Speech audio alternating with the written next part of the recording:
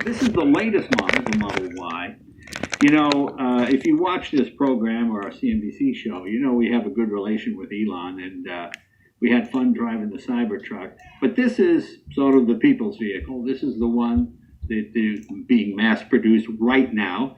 I think they've done about 12 or 14,000 of them, but you might not have seen one on the road just yet. But by the time this airs, there'll be more and more of them out there. This is the crossover model, and this is the performance version.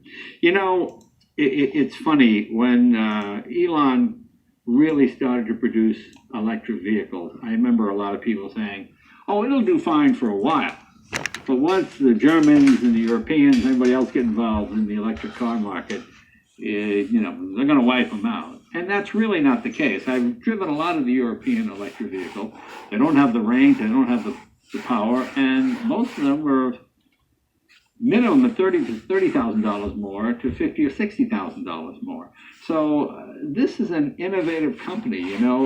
I always say anybody that can sort of build a rocket in their backyard and send it into space and hook up with the International Space Station, when they tell you they're going to make something, you better take them seriously, because if you can put people into space safely and economically, then you can build automobiles.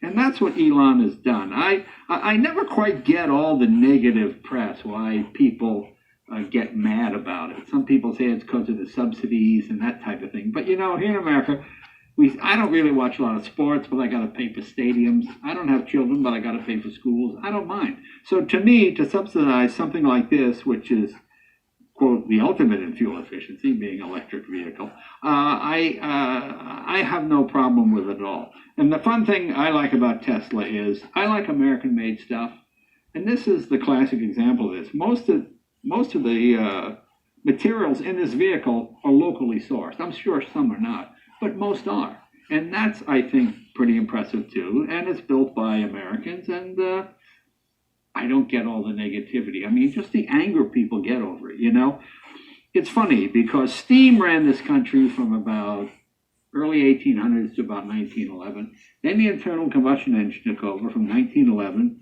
to just about now. And I think from this generation forward, it will be alternative fuels. The gas car is not going anywhere. It's here to stay. But in terms of day-to-day driving, efficiency, lack of maintenance, the electric vehicle is pretty darn good. I know I use a Tesla for running around and going to the airport and taking the wife out and doing that kind of stuff, and it's completely maintenance free. I enjoy my internal combustion stuff. It's funny, to me, cars like Ferraris, Lamborghini, in the same way that people use horses now. In this country in the 1800s, horses were worked to death. They literally dropped dead in the streets. Now, there are more horses in America than there have ever been at any other point, and most of them are for pleasure. People enjoy them, and they ride them. But you'll always have your gas cars, your Ferraris. You take them out on a weekend and run around, and you can do that with this too. But the idea being, in terms of efficiency, quiet, pollution, this is the way to go. Okay, enough about that. Let's talk about the vehicle. This is the Model Y. This is their performance model. It's based on the Model 3. You might notice some differences. It's about 10% bigger than the Model 3 all the way around, which I don't mind, because I'm 10% bigger than I was 10 years ago. So that seems fair. See, it seems the same to me, because I'm 10% bigger. So that's okay. Got about an inch or so more of ground clearance. I'm not really a crossover guy. I have kind of big, goofy Land Cruisers when I want to do that, and I have a sports car when I want to do that. But if you're a young family and you like performance, you like speed, but you've got to, put the kayak in the back and take the kids to soccer, boy, this is the way to go. I mean, it is so incredibly fast. It's as fast as certainly faster than any muscle car from the 60s by a long shot, and certainly faster than most modern sports cars at a fraction of the price. You got the 21-inch tires. Notice the difference is there's no chrome. It's all sort of blacked out here. That's pretty nice. It's got amazing luggage space. The rear seat folds down. In fact, let's start with the back of the vehicle and take a look at what we got. Come on. We'll open up the trunk, show you what it looks like.